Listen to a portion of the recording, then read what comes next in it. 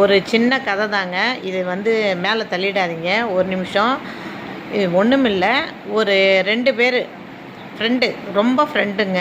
அவங்க 2 பேரும் 2 பசங்களுமே எக்ஸாம் எழுதுகிறாங்க. 10th எழுதும்போது 2 ஃப்ரெண்டும் எப்படின்னா ஒரு அக்கா தங்கச்சி மாதிரி அவ்வளோ ஃப்ரெண்டாக பழகுறாங்க.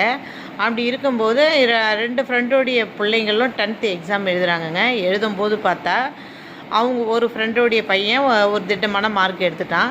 இன்னொரு ஃப்ரெண்டோடைய பையன் ஒரு சப்ஜெக்டை விட்டுட்டான். அப்போ வந்து பார்த்திங்கன்னா இவ்வளோ நல்லா பழக்கமான அந்த ஃப்ரெண்டு என்ன பண்ணாங்க தெரியுமாங்க? 2 பேரும் பசங்களும் அண்ணன் தம்பி மாதிரி தான். இவங்க வீட்டில் சாப்பிட்றது அவங்க வீட்டில், இவங்க வீட்டில் சாப்பிட்றது அவங்க வீட்டில், அப்படி தான் ஃப்ரெண்டாக இருந்தாங்க.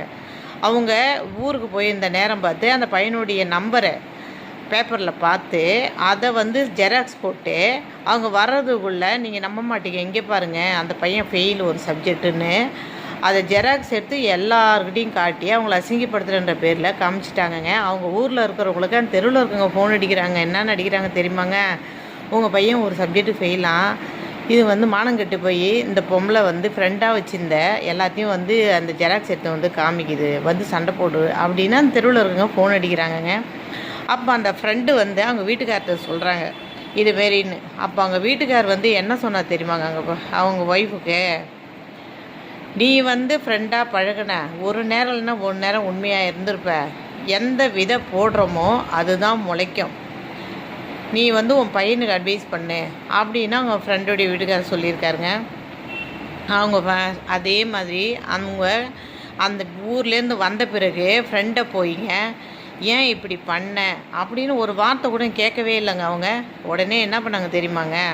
பிள்ளைய கூப்பிட்டு உன்னால் முடியும், நீ படி, சாதிக்க முடியும், நீ படித்து பெரிய ஆளாக ஆகுவ, எனக்கு தெரியும்டா, தாய் சொல்கிறேன் கேளு அப்படின்னு அந்த பிள்ளைக்கு அட்வைஸ் பண்ணி கோச்சிங் சென்டர் போட்டு படிக்க வச்சாங்கங்க.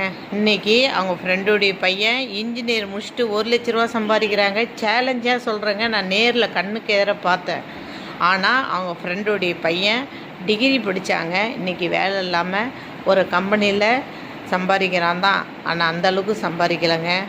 நினச்சி பாருங்கள், சண்டை போடவே கூடாதுங்க. நம்ம சாதிக்கிறத மட்டும்தான் பார்க்கணும். யாராக இருந்தாலும் நான் டைமில் கோவம் வரும் தான். ஆனால் அவங்களுக்கு கோவம் வரலங்க. அவங்க வீட்டுக்காரர் சொன்னதை கேட்டாங்க. இன்றைக்கி அவங்க பையனோட லைஃபு சூப்பராக இருக்குதுங்க. பிடிச்சிருந்தா ஷேர் பண்ணுங்கள், லைக் பண்ணுங்கள். இதை வந்து பசங்களுக்கு அட்வைஸ் பண்ணுங்கள்.